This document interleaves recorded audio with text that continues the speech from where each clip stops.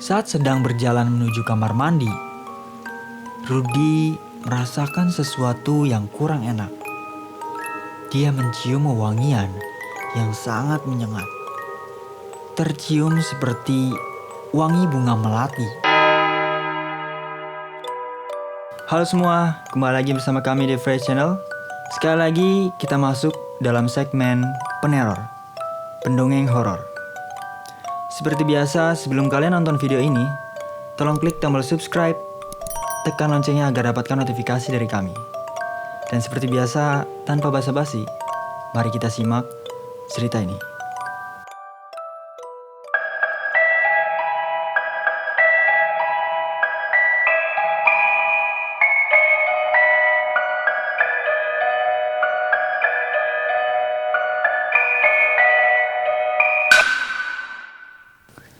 Dua 2305 adalah penanda kedatangannya. Cerita kali ini menceritakan seseorang mahasiswa yang tengah berkuliah di salah satu universitas di suatu daerah. Sebut saja mahasiswa ini bernama Rudy. Rudy mengambil jurusan teknik di universitas itu. Rudy sendiri berhasil mendapatkan beasiswa di kampus itu dengan usahanya sendiri. Rudy adalah anak yang pintar, walaupun tinggal di dalam keluarga yang bisa dibilang pas-pasan. Maka dari itu, Rudy belajar dengan giat dan akhirnya ia bisa mendapatkan beasiswa. Sebenarnya Rudy dan keluarganya tinggal di sebuah desa di daerah itu. Sedangkan Rudy berkuliah di kota yang terbilang cukup jauh dari rumahnya. Maka dari itu, mau tidak mau Rudy harus mencari kos-kosan di dekat kampusnya agar tidak terlalu membebani biaya transportasinya. Rudy mencari kos-kosan murah di dekat kampusnya. Setelah beberapa lama mencari, akhirnya Rudy mendapatkan kos-kosan yang terbilang sangat murah. Jaraknya juga hanya sekitar 10 menit berjalan kaki dari kampusnya. Kos-kosan yang Rudy tempati sendiri memang terbilang cukup kecil. Memang sesuai dengan biaya sewa yang harus Rudy keluarkan per bulannya. Dengan luas ruangan 3x3 meter persegi dengan kamar mandi di luar. Singkat cerita, Rudy sudah menempati kos-kosan itu dan berkuliah selama 1 bulan. Di dalam kamar Rudy hanya terdapat sebuah kasur, kipas angin, meja laptop dan beberapa keperluan lainnya. Selama dia menempati kos-kosannya, Rudy tidak pernah mengalami gangguan apapun. Dan dia berkuliah setiap hari seperti biasa. Sampai pada suatu malam. Saat itu kira-kira pada jam setengah 11 malam. Saat itu teman sekelas Rudy yang bernama Wawan sedang menginap di kosan Rudy. Mereka berdua sedang mengerjakan tugas kuliah bersama. Setelah beberapa lama, Rudy dan Wawan akhirnya selesai dengan tugas mereka. Mereka pun beristirahat sejenak dengan menghisap sebatang rokok sambil mengobrol. Mereka berdua mengobrol dengan asik sambil bercanda. Di tengah-tengah obrolan mereka, secara tidak sengaja Wawan melihat sebuah retakan di salah satu ubin yang berada di pojok ruangan kamar Rudy. Terlihat ubin itu retak dan pecah di beberapa bagian. Keramiknya ada yang mencuat ke atas dan terlihat cukup membahayakan. Wawan pun berkata kepada Rudy untuk memperbaiki ubin yang rusak itu. Karena akan sangat berbahaya apabila sampai terinjak oleh mereka atau orang lain. Rudy mengiyakan perkataannya Wawan dan berkata kalau dia akan memperbaikinya besok. Tetapi karena Wawan yang sepertinya agak terganggu dan sedikit tidak tahan melihat ubin keramik yang rusak itu, berkata lagi, "Kenapa nggak dibenerin sekarang aja, Rud?" Sambil menghampiri ubin yang rusak itu. Berniat memperbaikinya sedikit agar tidak terlalu berbahaya jika terinjak. Saat sedang mencoba memperbaiki ubin yang rusak itu, Wawan menyadari kalau ternyata satu ubin keramik yang rusak itu ternyata memang sudah terlepas semua dan tidak menempel lagi dengan lantai. Karena iseng, Wawan pun mengangkat ubin keramik itu. Dan disitulah Wawan menemukan sebuah kejanggalan. Wawan melihat sesuatu yang aneh di bawah ubin keramik itu. Bagaimana tidak aneh? Seharusnya di bawah ubin keramik itu ada semen untuk memerekatkan ubin keramik itu. Tapi anehnya, di bawah ubin keramik itu bukanlah semen, melainkan langsung terlihat tanah. Jadi seperti tanah yang hanya ditempel ubin keramik di atasnya. Berbeda dengan lantai ubin lainnya yang ada di ruangan itu. Hanya satu ubin itu saja yang di bawahnya terdapat tanah. Tanah itu terlihat seperti ada sesuatu yang terkubur di dalamnya. Wawan yang menemukan hal aneh itu pun langsung memanggil Rudy untuk memberitahukannya, sekaligus bertanya apakah Rudy tahu kalau di bawah lantai ini terdapat tanah. Rudy yang menghampiri Wawan untuk melihat hal yang dimaksud itu pun ikut terkejut dengan apa yang ditemukan Wawan. Rudy heran dengan apa yang dia lihat. Wawan yang juga heran pun malah berpikir kalau mungkin saja di tanah ini ada sesuatu yang terkubur. Karena berpikir seperti itu, Wawan pun iseng untuk menggalinya. Rudy yang penasaran juga ikut menggali tanah itu membantu Wawan. Setelah beberapa saat menggali, benar saja mereka menemukan sesuatu. Mereka menemukan kotak kecil terbuat dari kayu yang diperkirakan berukuran panjang 20 cm dan lebar 8 cm. Kotak itu sekilas seperti kotak biasa, tapi anehnya, di pinggiran kotak itu terdapat seperti lelehan lilin yang kering dan berwarna merah. Seakan-akan seperti menyegel kotak itu. Dan di bagian atas kotak itu terdapat tulisan 2305. Rudy dan Wawan yang melihat kotak itu masih kebingungan, sekaligus penasaran dengan apa yang ada di dalamnya. Mereka pun mencoba menebak-nebak dengan apa yang ada di dalamnya. Wawan berkata, "Mungkin di dalamnya ada harta karun kali, Rud," dengan nada bercanda. Rudy pun menanggapinya dengan sedikit tertawa. Rudy pun berpikir dengan tulisan angka 2305 yang ada di atas kotak itu, dan berpikiran kalau mungkin kotak itu merupakan time capsule atau kapsul waktu. Untuk yang tidak tahu, time capsule atau kapsul waktu adalah sebuah penyimpanan barang atau informasi sejarah yang ditunjukkan untuk orang di masa depan. Kapsul waktu sendiri biasanya berisi benda-benda atau dokumen yang ada pada masa kapsul itu dibuat, dan biasanya terdapat tulisan tahun saat kapsul itu dikubur dan tahun kapsul itu boleh dibuka. Tapi anehnya, kotak yang ditemukan Wawan dan Rudy terbilang sangat kecil atau malah kekecilan untuk sebuah kapsul waktu. Wawan yang mendengar tebakan Rudy tentang kapsul waktu pun malah bercanda dan berkata, "Buat apaan kapsul waktu dikubur di kos-kosan?" sambil tertawa. Rudy pun mengiyakan perkataan Wawan. "Iya juga ya, buat apaan kapsul waktu dikubur di kos-kosan kecil kayak gini?" sambil ikutan tertawa. Lagian juga kapsul waktu biasanya ditulisin tahun, bukan tanggal sama bulan doang. Terus gak ada tulisan tahunnya, tambah Rudy. Karena saat itu Rudy mengira kalau tulisan di atas kotak itu mengandung arti tanggal 23 Mei. Karena penasaran, Rudy dan Wawan pun memutuskan untuk membuka kotak itu dan melihat apa yang ada di dalamnya. Rudy dan Wawan pun membereskan tanah yang tadi mereka gali. Setelah membereskan semuanya, mereka pun mencoba membuka kotak tersebut. Saat itu kira-kira jam 11:02. Rudy mencoba mengikis lelehan lilin yang berada di pinggiran kotak dengan menggunakan obeng. 3 menit kemudian, lelehan lilin pun berhasil dibersihkan dan kotak pun berhasil dibuka. Dan saat Rudy dan Wawan melihat isi kotak itu, mereka hanya keheranan dengan apa yang mereka temukan. Di dalam kotak itu hanya terdapat 3 utas tali yang terbuat dari kain berwarna putih sepanjang 150 cm dan secari kertas di atasnya. Di dalam kertas tersebut terdapat tulisan aksara Jawa yang tidak dimengerti oleh Rudi dan Wawan. Mereka berdua tidak menemukan apapun.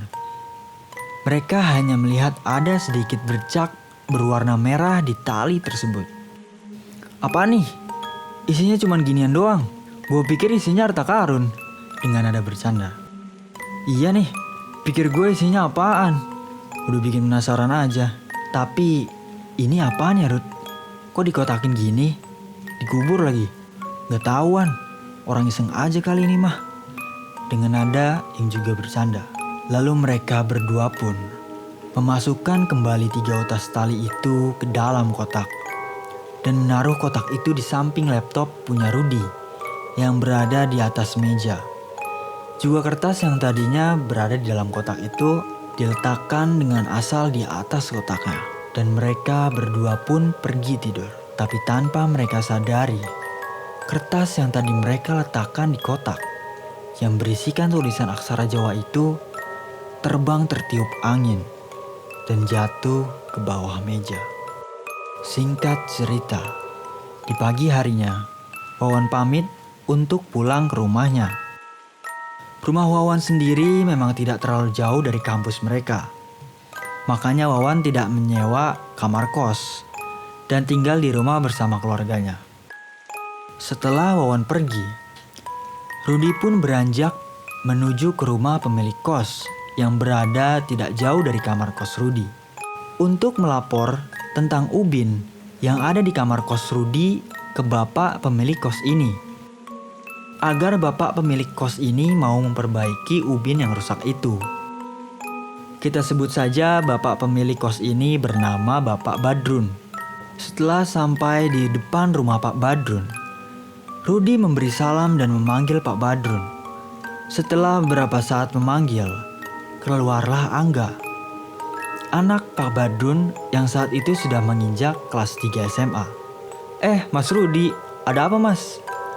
Pak Badrunnya ada Zal. Ternyata Pak Badrun sedang tidak ada di rumah. Wah, bapak lagi gak ada mas. Bapak lagi mudik ke kampung bareng ibu. Paling 1 mingguan lagi pulang mas. Memangnya ada apa ya? Oh, gak apa-apa Zal. Ini ubin lantai di kamarku ada yang rusak. Tadinya mau minta Pak Badrun biar dibenerin. Oh, rusak ya mas? Tapi kalau mau benerin harus minta izin bapak dulu. Paling dibenerinnya nanti aja ya mas, kalau bapak udah pulang. Oh iya Zal, gak apa-apa. Nanti tolong bilangin aja ya ke Pak Badrun. Iya mas. Lalu Rudi pun kembali ke kamar kosnya untuk bersiap berangkat kuliah pagi. Singkat cerita, Rudi pun berangkat ke kampus. Di kampus, Rudi mengikuti kelas seperti biasa. Lalu dia nongkrong dengan teman-teman kuliahnya. Di saat Rudi dan teman-temannya sedang menongkrong di warung kopi dekat kampus, Rudi akhirnya sadar sesuatu hal yang janggal. Entah bagaimana caranya, selama seharian ini, beberapa kali dia selalu bertemu dengan angka 2305. Contohnya saat dia mengikuti kuis dadakan di kelas tadi. Hasil tesnya langsung diumumkan. Dari 4 soal kuis, Rudi hanya mendapatkan nilai 23,05 dari nilai penuh 40,00. Memang saat itu kuis yang diberikan sangat sulit, bahkan untuk Rudi sendiri. Lalu saat di perpustakaan, Rudi melihat-lihat buku sejarah Indonesia. Dan dia membaca di salah satu buku tentang PKI atau Partai Komunis Indonesia. Di buku itu tertulis kalau HUT atau hari jadi Partai Komunis adalah tanggal 23 Mei 1920. Dengan kata lain, Rudi kembali melihat angka 2305. Lalu tadi, temannya di kampus yang bernama Lili juga mengajak Rudi dan kawan-kawan untuk mengikuti acara yang akan diselenggarakan. Lili sendiri adalah seorang anggota dari sebuah komunitas pecinta penyu di daerah itu. Dan acara yang akan diselenggarakan Lili dan komunitasnya adalah perayaan untuk memperingati Hari Penyu Sedunia yang akan diadakan di pantai di daerah itu. Dan acara itu akan diselenggarakan bulan depan, yaitu pada tanggal 23 Mei. Dengan kata lain, 2305. Dan sekarang saat dia sedang menongkrong di warung kopi dan hendak membayarnya, ternyata semua yang harus Rudy bayar adalah Rp23.500. Dan kalau 0 dan 5-nya dibalik, Rudy kembali bertemu dengan angka 23 dan 05. Rudy tidak tahu apakah semua hal itu hanya kebetulan saja atau karena sesuatu hal yang lain. Rudy pun jadi mengingat angka yang tertulis di atas kotak yang dia temukan tadi malam bersama Wawan. Di atas kotak itu tertulis 2305. Rudy pun menjadi penasaran dengan kotak itu. Lalu setelah menongkrong bersama teman-temannya, Rudy pun langsung pamit untuk kembali ke kosannya. Dan dia juga mengajak Wawan yang juga ikut menongkrong saat itu untuk datang ke kosannya. Di perjalanan menuju ke kosan Rudy bercerita ke Wawan tentang keanehan yang Rudy alami seharian ini. Wawan yang mendengar cerita Rudy ikut merasa aneh. Tapi Wawan hanya menanggapinya dengan candaan dan berkata, "Mungkin kebetulan aja kali Rud. Mungkin lo jadi parno gara-gara nemuin kotak di kosan lu. Dan di atasnya ada tulisan 2305. Dengan nada bercanda. Iya sih Wan. Tapi kalau emang kebetulannya tuh aneh. Kebetulan tuh aneh banget gitu. Tapi kayaknya emang gua aja sih yang parnoan." Lalu Rudy kembali menambahkan, "Nah, makanya itu. Sekarang kita ke kosan gua.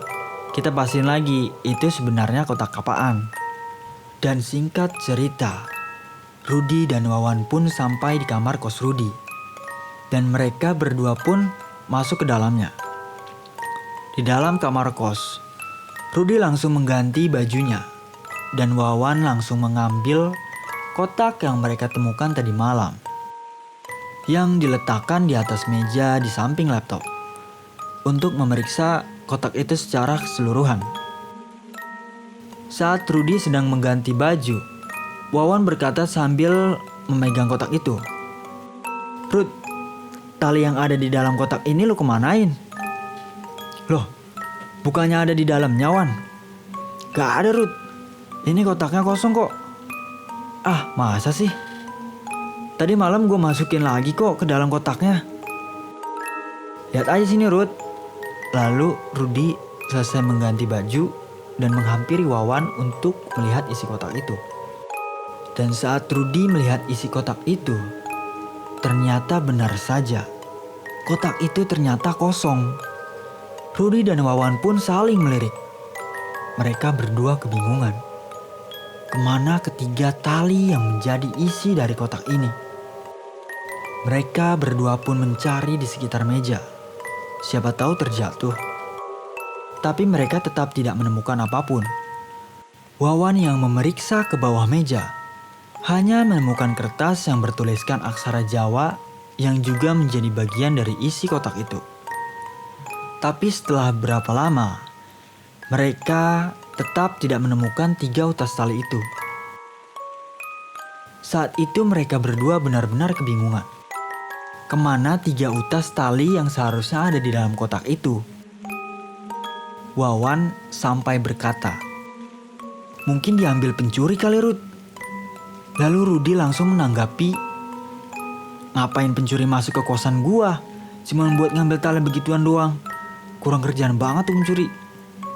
Lalu Wawan berkata lagi, "Mungkin aja buat naliin ikatan pocong kali Rud." Dengan nada bercanda sambil sedikit tertawa. "Ah, ada-ada aja luan," ucap Rudy juga sambil sedikit tertawa. Karena tidak menemukannya, Mereka pun akhirnya menaruh kembali kotak itu di atas meja, bersama dengan tulisan aksara Jawa di dalamnya. Mereka pun akhirnya tidak memperdulikan lagi dengan isi kotak yang hilang itu, karena tidak kunjung menemukannya. Setelah itu, mereka pun akhirnya membahas pelajaran saat di kampus, sambil menghisap sebatang rokok. Singkat cerita, malam pun tiba, dan Wawan pamit untuk pulang. Setelah Wawan pulang, Rudi pergi untuk mandi. Saat itu memang sudah jam 11 malam. Memang Rudi ini tipikal orang yang suka mandi di malam hari. Apalagi karena memang di daerah itu udaranya cukup panas. Dan saat itu Rudi juga sedang gerah. Makanya dia memutuskan untuk mandi di malam hari. Di jam segitu, kos-kosan memang sudah sangat sepi. Jarang ada penghuni kos yang lain keluar di jam-jam segitu. Rudi pun berjalan menuju kamar mandi yang letaknya berjarak 3 kamar dari kamar kos Rudi.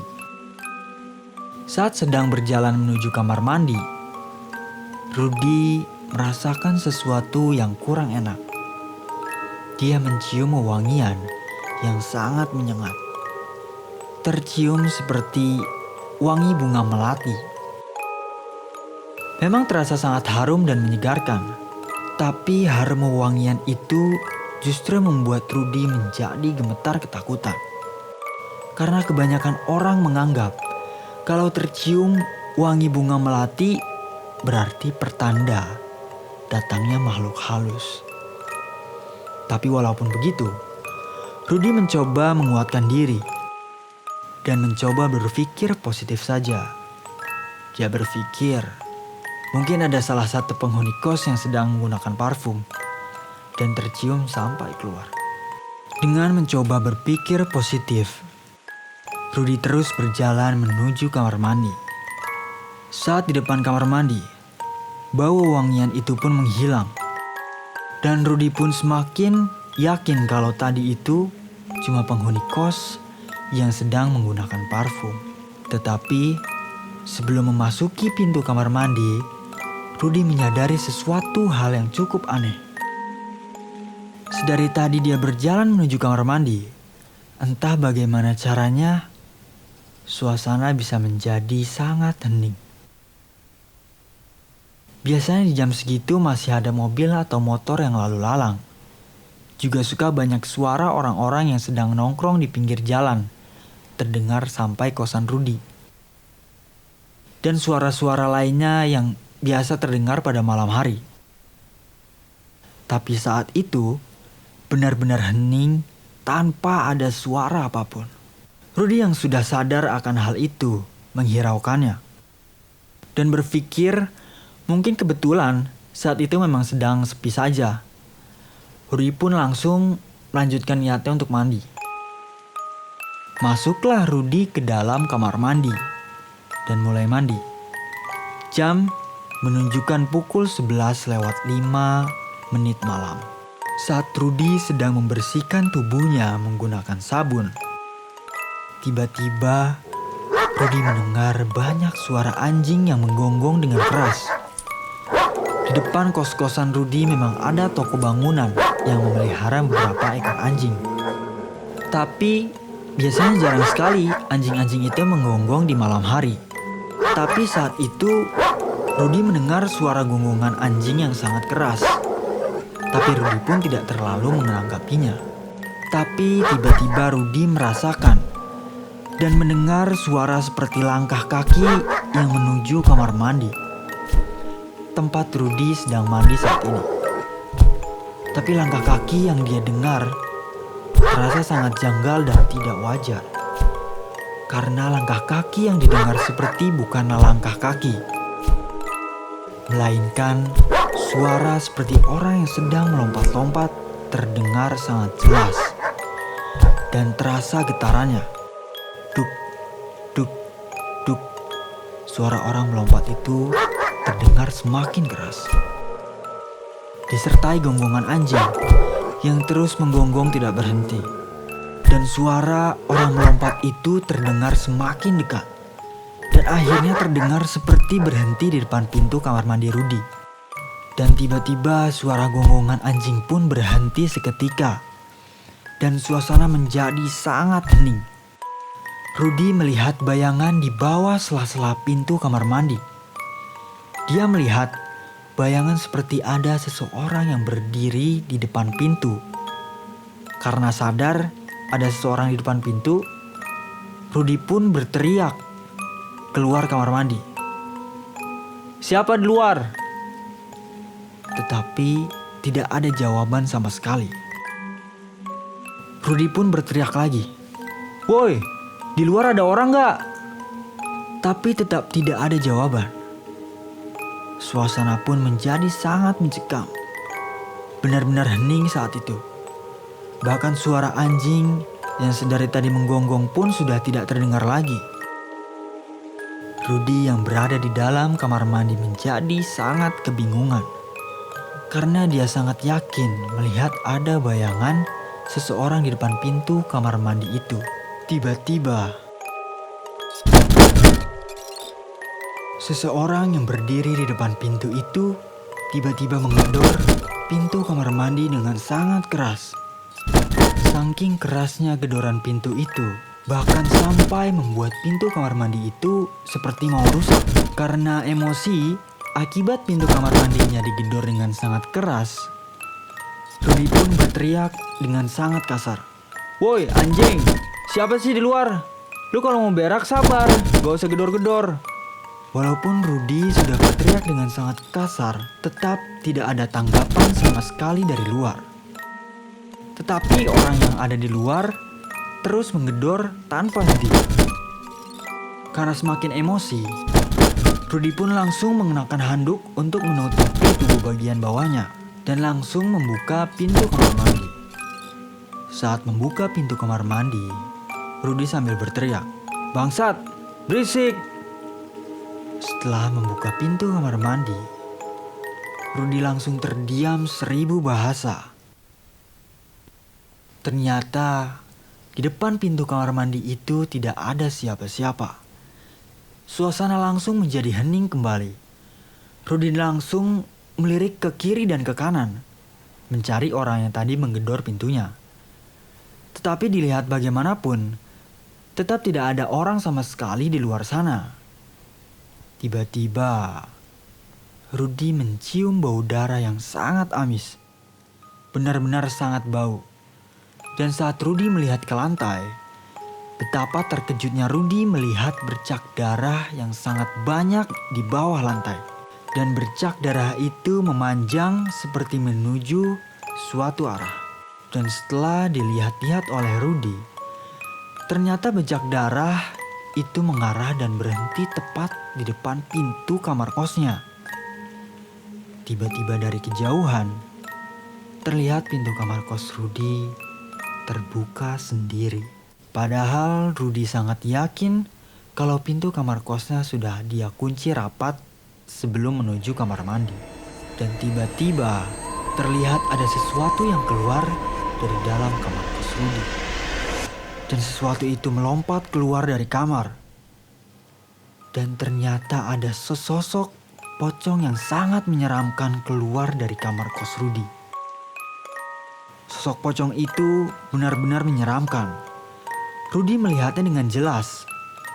Dengan sangat jelas, mengenakan kain kafan berwarna putih dan berlumuran darah di sekujur tubuhnya.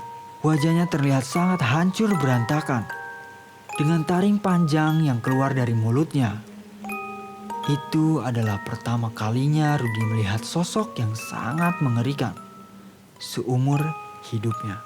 Rudy sudah sangat gemetar ketakutan dengan apa yang dia lihat. Pocong itu keluar dari kamar kos Rudy dengan melompat dan langsung menghadap ke arah Rudy. Pocong itu melompat menuju ke arah Rudy. Rudy yang sadar kalau pocong itu melompat menuju ke arahnya pun langsung berlari terbirit-birit masuk kembali ke dalam kamar mandi. Di dalam kamar mandi, Rudy langsung mengunci pintu kamar mandi itu rapat-rapat. Dia langsung duduk di atas kloset duduk di dalam kamar mandi itu, sambil menutup matanya dengan gemetar ketakutan. Terdengarlah suara pocong itu melompat mendekat. Semakin mendekat, semakin mendekat. Dan akhirnya berhenti di depan pintu kamar mandi. Terlihat ada bayangan di bawah sela-sela pintu kamar mandi, yang menandakan kalau pocong itu sedang berdiri di depan pintu kamar mandi. Tiba-tiba, lampu kamar mandi berkedip-kedip beberapa saat, sampai akhirnya mati. Lampu kamar mandi pun mati, dan di dalam kamar mandi menjadi sangat gelap. Rudy benar-benar ketakutan setengah mati. Dia hanya bisa duduk, merungkup di atas kloset duduk, dan menutup matanya rapat-rapat. Rudy memanjatkan doa-doa di dalam hati, disertai dengan keheningan yang sangat mengerikan. Rudy terus memanjatkan doa-doa di dalam hatinya. Suasana tetap hening, dan tidak terjadi apa-apa. Setelah kurang lebih 10 menit lamanya, terdengar suara ketukan pintu dari luar. Saat Rudy membuka matanya, Rudy sadar kalau lampu di kamar mandi itu sudah menyala kembali. Tiba-tiba dari luar kamar mandi terdengar suara orang berteriak. "Woi, di dalam siapa sih? Buruan keluar. Gua mau buang air besar nih." Mendengar teriakan itu, Rudy langsung beranjak dari tempatnya. Dengan tubuh yang masih gemetaran, dia pun mencoba membuka pintu kamar mandi itu. Dan setelah dibuka, ternyata di luar kamar mandi ada Vino. Vino adalah orang menempati kamar kos di samping kamar Rudy. "Oh, lu Rud, lagi mandi lu?" Iya Vin, gue lagi mandi." "Udah selesai belum? Gue udah kebelet banget nih." "Oh, udah Vin." "Lu kenapa sih? Kok pucat banget? Sakit lu?" Enggak apa-apa Vin. Gue duluan ke kamar ya." Sambil berjalan menuju kamar kosnya, Rudy tidak berani bercerita ke siapa-siapa tentang apa yang dialaminya tadi. Lalu Rudy pun mencoba untuk melupakan apa yang dialami. Walaupun masih sangat ketakutan, Rudy mencoba untuk tidur. Rudy berpikir kalau kos-kosan yang dia tempati ternyata sangat angker, dan sempat berpikir untuk pindah ke kosan lain di keesokan harinya. Karena masih trauma dengan apa yang dialami tadi malam, Rudy pun memutuskan untuk pulang ke rumah orang tuanya. Karena kebetulan saat itu hari Sabtu, dan di hari Seninnya masih libur, jadi dia mendapatkan libur selama 3 hari. Maka Rudy pun memutuskan untuk pulang ke rumahnya dulu selama liburan. Singkat cerita, Rudy pun berangkat menuju ke rumahnya dengan menggunakan bus. Saat sedang duduk di dalam bus, handphone milik Rudy berbunyi. Ternyata Wawan yang menelpon, dan langsunglah diangkat oleh Rudy. "Halo Rud, lu di mana?" Dengan suara yang agak gugup. "Gue lagi di bus Wan, gue mau pulang ke rumah buat liburan. Emangnya kenapa Wan?" "Rud, gawat Rud, kayaknya di rumah gue angker banget deh. Soalnya semalam gue digentayangin sama pocong yang serem banget Rud. Seluruh badannya berlumuran darah, mukanya rusak banget, dan di mulutnya ada taringnya Rud. Sumpah serem banget Rud."